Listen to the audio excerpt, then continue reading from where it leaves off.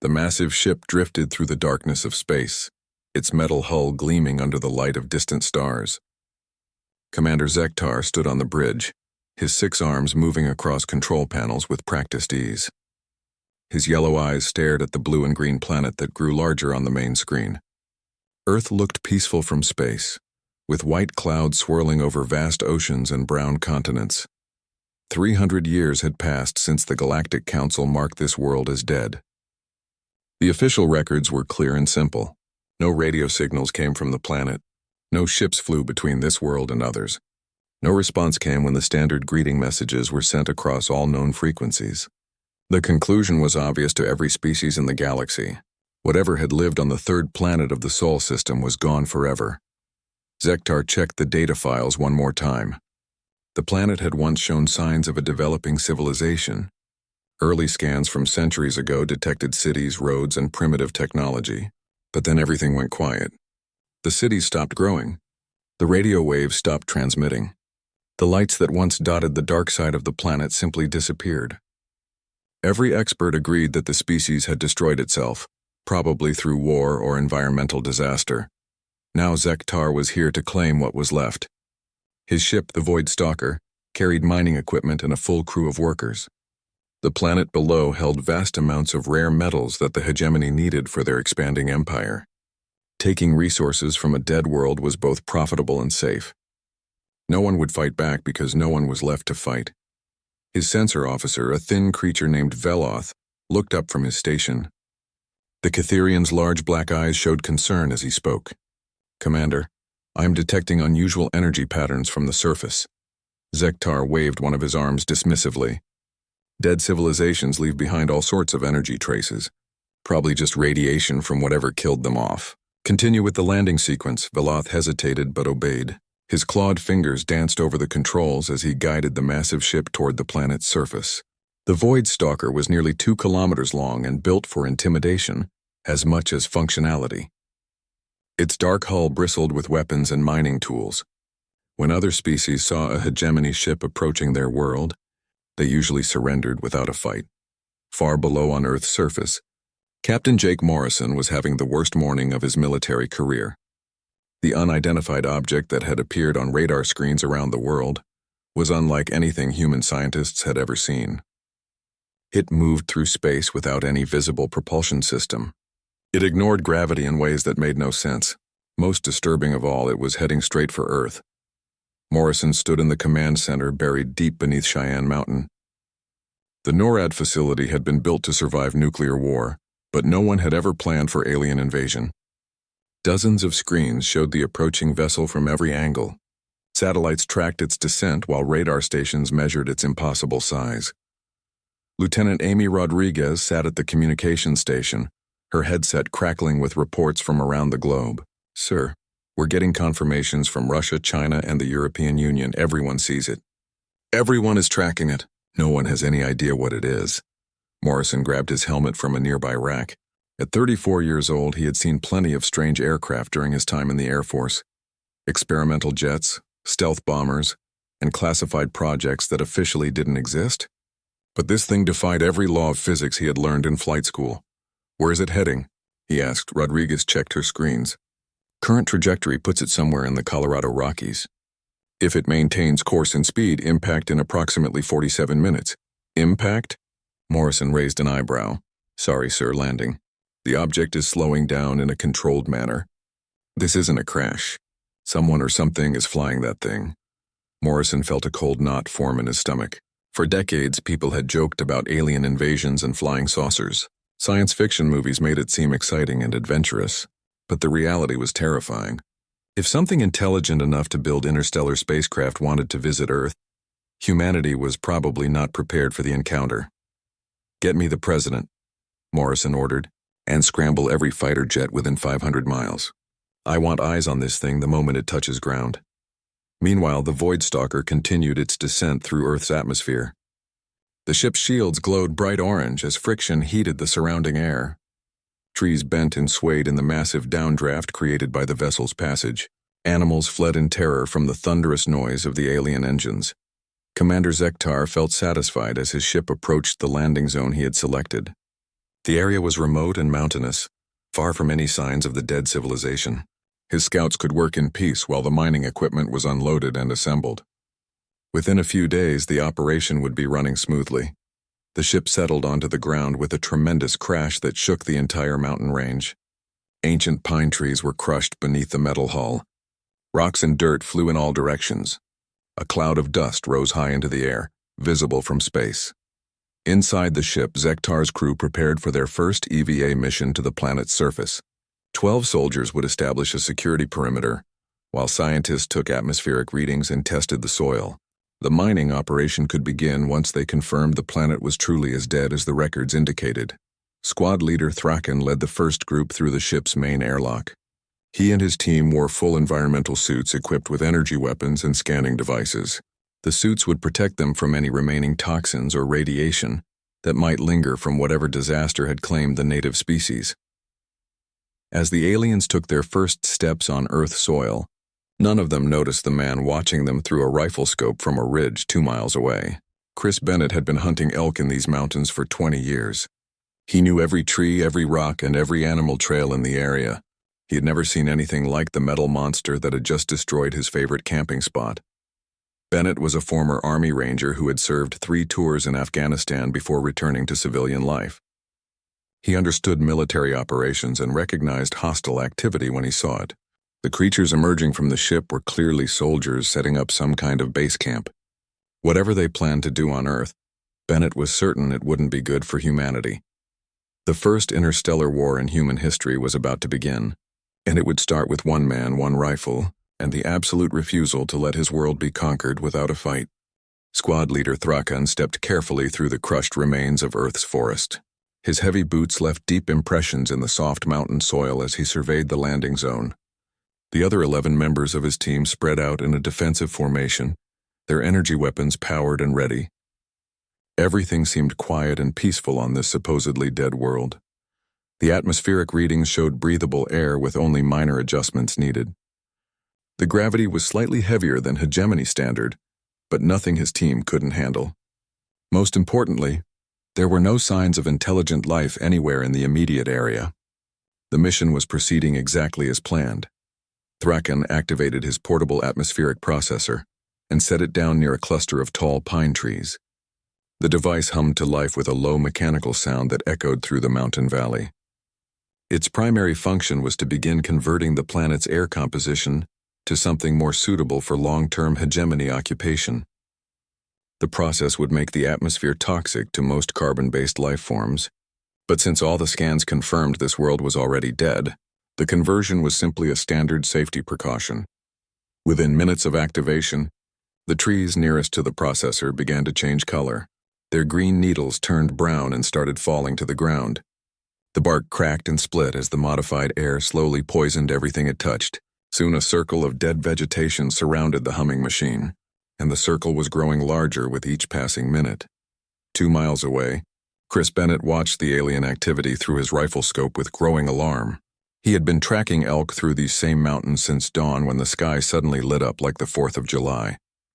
The massive ship's landing had scattered every animal within 50 miles, but Bennett had stayed hidden to observe what came next. Now he could see armed figures in strange armor moving around some kind of equipment that was killing every plant it touched. Whatever these creatures were doing, they were deliberately destroying the forest that Bennett had called home for most of his adult life. The device they had placed was obviously some kind of weapon designed to make Earth uninhabitable for human life. Bennett was a simple man who preferred hunting and fishing to politics and complicated thinking. But he understood one thing perfectly. When someone attacked your home, you fought back with everything you had. He didn't know if these aliens had backup coming or if Earth's military was already mobilizing to meet this threat. All he knew was that he had a clear shot at what looked like the leader of the group. His hunting rifle was a standard civilian model loaded with ordinary ammunition. Nothing fancy or military-grade about it, just a tool designed to bring down large game animals at long range. Bennett had used the same rifle to hunt deer, elk, and even bear in these mountains. He knew exactly what it could do in the right hands. The alien leader stood perfectly still next to the poisoning device, apparently checking some kind of handheld scanner. Bennett estimated the range at just over 2,000 yards. A difficult shot under normal circumstances, but not impossible for someone who had been shooting in these mountains for 20 years. Bennett took a deep breath, held it, and squeezed the trigger. The rifle cracked once across the valley, the sound echoing off the surrounding peaks like thunder. Threkion's helmet exploded in a shower of sparks and green blood as the high-velocity bullet punched through alien technology that was designed to stop energy weapons but had never been tested against simple kinetic projectiles. The squad leader fell backward onto the rocky ground, his body convulsing once before going completely still. The other 11 aliens stood frozen for a moment, unable to understand what had just happened. Their suits' sensors had detected no energy weapon discharge, no missile launch, and no incoming threats of any kind. Then training took over and they scrambled for cover behind rocks and fallen logs. Energy weapons charged with high-pitched whining sounds as they searched desperately for their unseen attacker. But Bennett was already moving to a new position, using hunting skills learned over decades to stay invisible in terrain he knew better than his own backyard. Contact. "We have contact. Squad leader Thraken is down." The panicked voice crackled through comm systems back to the Void Stalker. "We are under attack from unknown hostiles." Commander Zektar felt his blood freeze as the reports came in. This was supposed to be a routine mining operation on a dead world. There should be no hostiles of any kind on this planet. Yet somehow his advanced team was taking fire from an invisible enemy, using weapons that their scanners couldn't even detect. "How many attackers?" he demanded. "Unknown, sir. We cannot locate the source of hostile fire. Recommend immediate extraction." Before Zektar could respond, his communications officer looked up from her station with an expression of pure terror on her face. "Commander, I am detecting massive energy signatures appearing all across the planet's surface. Underground facilities are coming online. Flying vehicles are launching from hidden locations. So this world is not dead. It is very much alive, and it appears to be mobilizing for war." Within hours of Bennett's first shot, every military satellite in Earth's orbital network was transmitting emergency signals. The footage was impossible but undeniable. A massive alien spacecraft had landed in the Colorado Rockies, and someone was already shooting back. Colonel Lisa Harper received the call at Fort Carson while she was reviewing training schedules for her rapid response unit. The voice on the other end of the line was calm but urgent, the kind of tone that meant the world was about to change forever. "Colonel, we need boots on the ground in the mountains immediately. We have confirmed hostile alien forces establishing some kind of base camp. One civilian has already engaged the enemy with small arms fire. We need you to get up there and figure out what we're dealing with." Harper looked at her watch. It was barely noon on what had started as a perfectly normal Tuesday. Now she was being asked to lead humanity's first military response to an alien invasion. She grabbed her gear and headed for the motor pool where her soldiers were already loading into helicopters. Apache gunships thundered through mountain passes while Marine units mobilized across 3 time zones. Fighter jets screamed overhead as air defense systems went to maximum alert status. The president was being moved to a secure location, while emergency broadcasts interrupted regular television programming around the world. The aliens who had expected to find a quiet graveyard instead discovered they had kicked over the largest hornet's nest in the galaxy, and the hornets were very, very angry. News of the alien landing spread across Earth's communication networks faster than the hegemony had thought possible for any primitive civilization. Within 6 hours of the first gunshot in the Colorado mountains, what should have been a simple mining operation had become a nightmare of coordinated global response. Major Alex Turner led his mixed unit of Army Rangers and Marine Force recon operators up the steep mountain slopes toward the alien landing site. Through his night vision scope, he could see the hegemony forces had established a defensive perimeter around their massive ship. But something about their movements troubled him. These weren't the confident actions of seasoned conquerors. They moved like soldiers who were scared and confused. "Command, this is Overwatch 1, Turner radioed back to base. "Enemy forces are not behaving like an invasion army. They look more like they're trying to figure out what hit them. These guys are spooked." The response crackled back through his earpiece. "Understood, Overwatch 1. Intelligence suggests this may not be their main force. Proceed with caution and gather information on their capabilities." Turner signaled his team to advance. 48 of the best soldiers America had to offer moved silently through the darkness, using terrain features and natural cover to approach the alien position. Each man carried enough firepower to level a city block, but their real weapon was years of training and unconventional warfare. Inside the Void Stalker, Commander Zektar stared at his tactical display with growing horror. Energy signatures were appearing all across the planet like stars coming out at night. Underground bunkers that his scans had missed were powering up. Military bases that had appeared abandoned were suddenly buzzing with activity. Most disturbing of all, the radio chatter his communication officer had managed to decode suggested this wasn't even close to humanity's full military strength. "How many of them are there?" he demanded of his intelligence officer.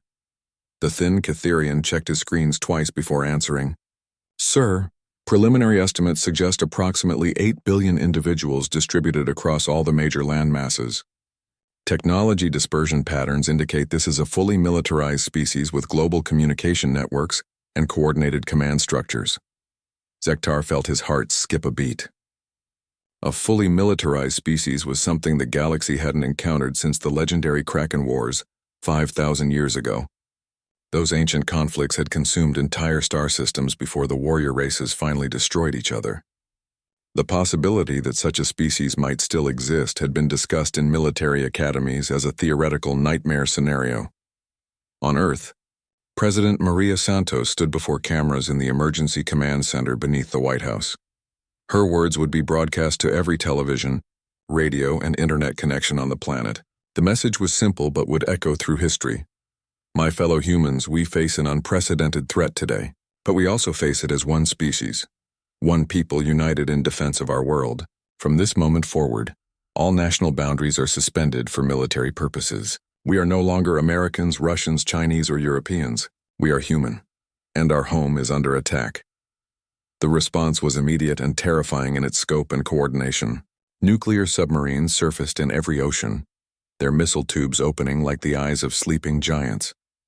Strategic bombers lifted off from hidden air bases that most people didn't even know existed. Fighter jets scrambled from carriers, land bases, and even highway strips that could be converted to runways in minutes. But the most shocking revelation to the watching aliens was what happened to civilian infrastructure. The internet, which had appeared to be a simple communication network, suddenly transformed into a military command system linking every computer on the planet. GPS satellites that seemed designed for navigation began providing targeting data for weapon systems. Commercial aircraft started displaying electronic warfare capabilities that matched or exceeded military standards. Staff Sergeant Nina Cole sat in a hardened bunker beneath the Nevada desert, operating drone control stations that officially didn't exist. Her screens lit up with thousands of targets as every piece of human technology on Earth synchronized into a single vast war machine. Satellites repositioned themselves to provide optimal surveillance coverage. Communication networks rerouted traffic to ensure military priority. Even civilian cell phone towers began broadcasting coded signals to coordinate resistance activities. "Jesus," Nina whispered to her partner at the next station. "We really have been preparing for this our whole lives without even knowing it." The truth was more complex and more frightening than any alien invasion movie had ever portrayed. Humanity hadn't been caught off guard by the arrival of extraterrestrial visitors. Every defensive system on Earth had been designed with the possibility of non-human threats in mind. Military planners had spent decades developing contingencies for enemies with unknown capabilities and superior technology. Major Turner's advance team reached the outer edge of the alien defensive perimeter just as the sun disappeared behind the western peaks. Through infrared scopes, they could see sentries in powered armor patrolling between makeshift barriers. The aliens had arranged their defenses according to standard military doctrine, but that doctrine assumed they were fighting other aliens with similar weapons and tactics. "Alpha Team, move to flanking position," Turner whispered into his radio. "Bravo Team, prepare suppressing fire on my mark. Charlie Team, get ready to advance when they take cover." The assault plan was simple and brutal. Human forces would use every advantage they could find, while avoiding direct confrontation with superior alien technology. Speed, surprise, and superior knowledge of local terrain would have to make up for any disadvantage in firepower. Commander Zektar watched his perimeter sensors with growing unease. Something was moving out there in the darkness, but his equipment couldn't get a clear reading. The native life forms on this planet seemed to interfere with hegemony scanning technology, in ways that made no sense. Trees and rocks appeared to be blocking sensor beams that should penetrate most organic matter easily. What he didn't understand was that human camouflage techniques had been developed specifically to defeat advanced detection systems. Every piece of equipment his soldiers carried had been designed by engineers who assumed their enemies would have sensors much more sophisticated than anything humans possessed. The result was technology that worked perfectly against other hegemony forces but struggled against primitives who had learned to hide from their own advanced surveillance. The battle for Earth was about to begin in earnest, and neither side was prepared for what they would learn about the other. The assault began exactly at dawn when the first rays of sunlight touched the mountain peaks. Captain Rick Hayes led his squadron of F-22 Raptors through the narrow passes at twice the speed of sound, their engines screaming like banshees as they approached the alien landing site. What he found when he engaged the enemy air defenses would change everything. Military scientists thought they knew about advanced warfare. Hayes locked onto the alien ship with his targeting systems and fired a full spread of missiles. The hegemony shields activated instantly, creating a shimmering blue barrier around the massive vessel. The missiles struck the energy field and simply vanished in brilliant flashes of light. For a moment, it looked like human weapons were completely useless against alien technology. Then Hayes switched to his cannon and opened fire with armor-piercing rounds. The heavy bullets punched through the energy barrier like it wasn't even there, sparking against the ship's metal hull in a shower of orange flame. The alien shields, designed to stop energy weapons and explosive warheads, had no defense against simple chunks of metal fired at high velocity. "Command, this is Raptor Leader," Hayes reported as he pulled up from his attack run. "Their shields can't handle kinetic penetrators. Repeat, kinetic weapons are effective against alien defensive systems. They've got great technology, but it's designed wrong for fighting." Commander Zektar watched in horror from his command center as the primitive aircraft tore through defenses that should have stopped anything short of a planetary bombardment. His shields were the most advanced the hegemony had ever developed, capable of deflecting the most powerful energy weapons in the galaxy. But these humans were attacking with the most basic projectiles imaginable, and somehow it was working perfectly. "How is this possible?" he demanded of his chief engineer. The engineer's reply was barely audible. "Sir, our defensive systems were designed to counter energy-based attacks from civilized species. No one has used kinetic projectiles in warfare for over 3,000 years. Our shields simply were never programmed to handle such primitive tactics." The ground assault was even worse for the hegemony forces. Lieutenant Colonel Brad Thompson's mechanized infantry didn't bother trying to understand alien sensor networks or electronic countermeasures. They simply drove their tanks straight through the forest, crushing everything in their path, while combat engineers used explosives to clear new routes when the terrain got too difficult. The aliens had spent centuries perfecting the art of sophisticated warfare against enemies who followed established rules of engagement. They understood energy weapons, force fields, and electronic warfare, but they had never encountered an enemy that used brute force as a primary tactical doctrine. Thompson's tanks fired high explosive shells directly into alien defensive positions, not because the shells were particularly effective against advanced armor, but because the concussion and shrapnel disrupted the delicate electronics that powered hegemony equipment. When alien soldiers took cover behind energy barriers, human forces simply drove around them or called in artillery strikes to collapse the terrain underneath them.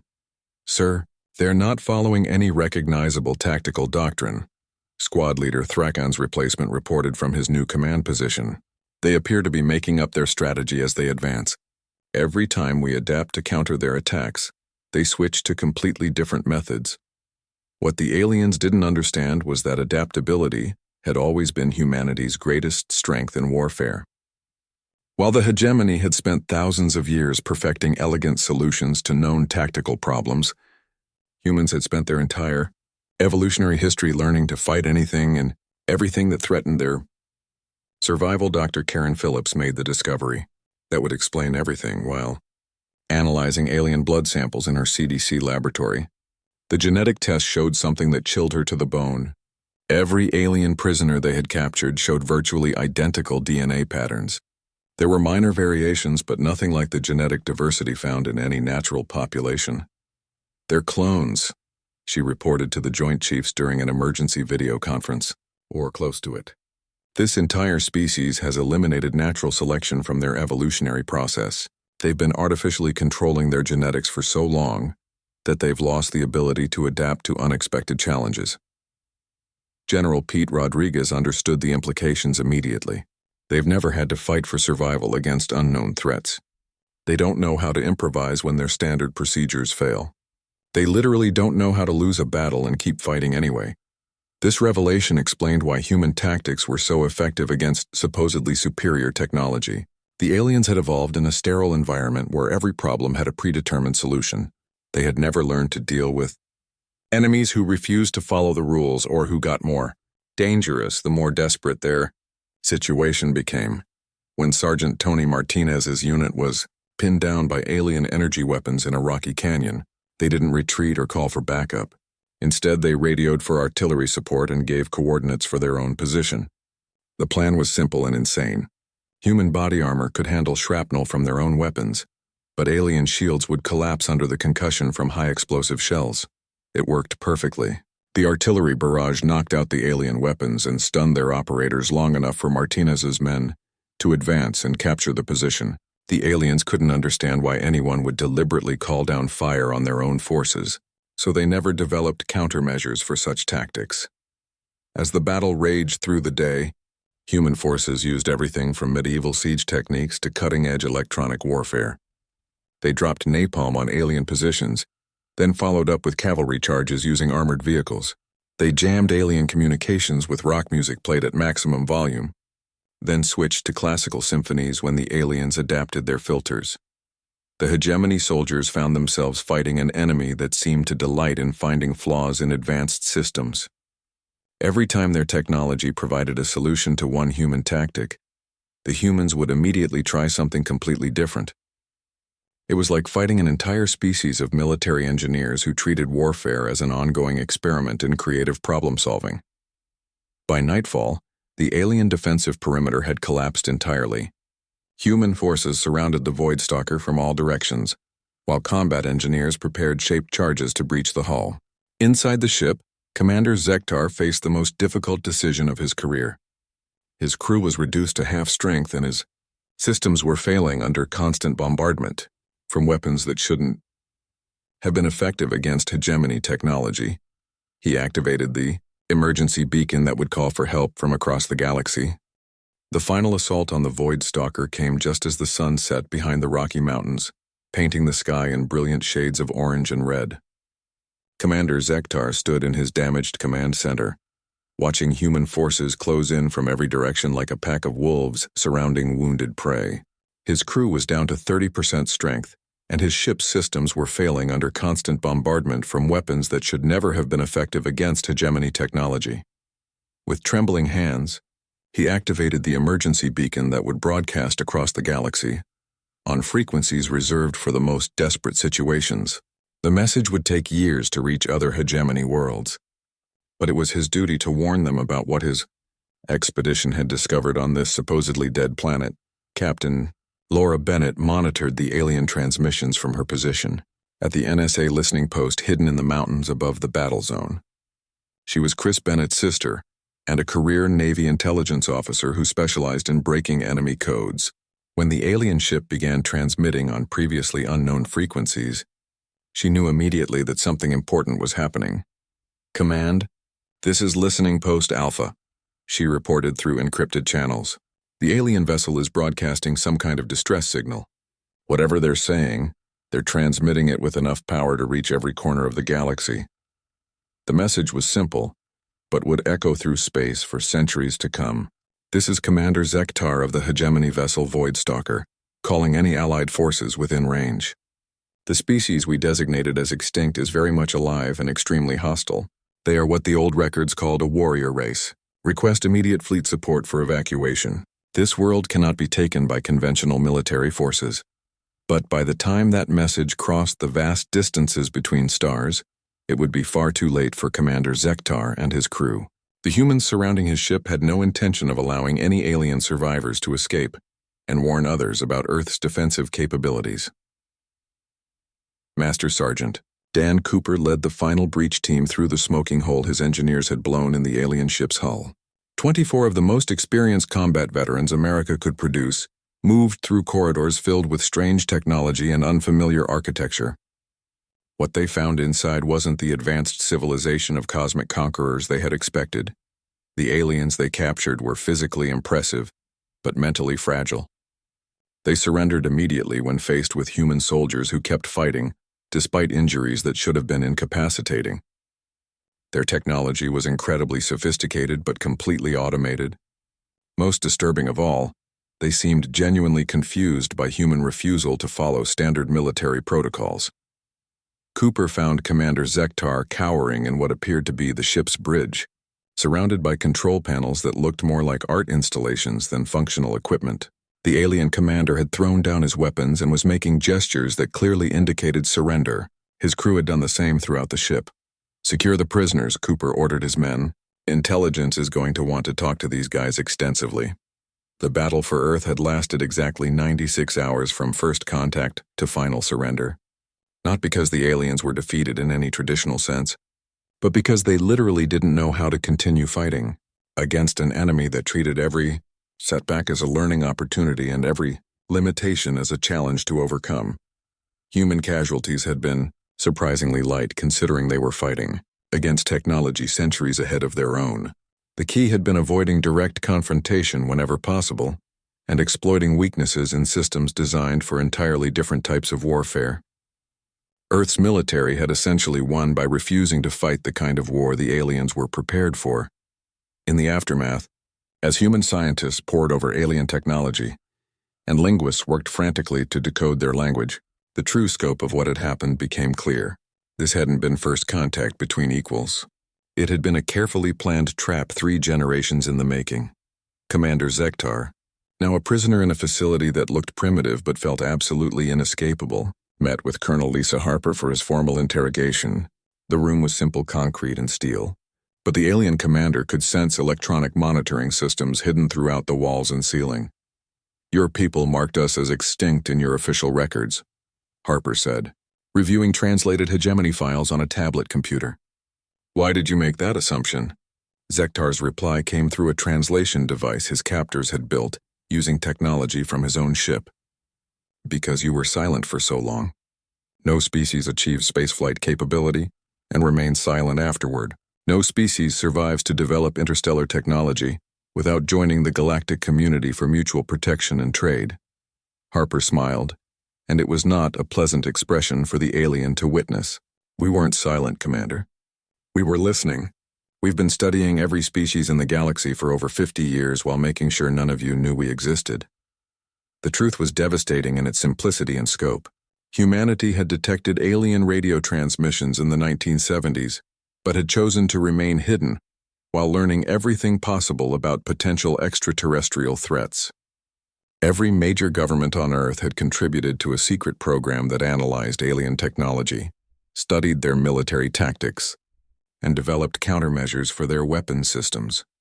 When the first alien ship finally landed on Earth, it wasn't making contact with a primitive civilization that had never encountered advanced technology. It was walking directly into a trap that had been carefully prepared by a species that had spent decades studying their potential enemies while remaining completely invisible.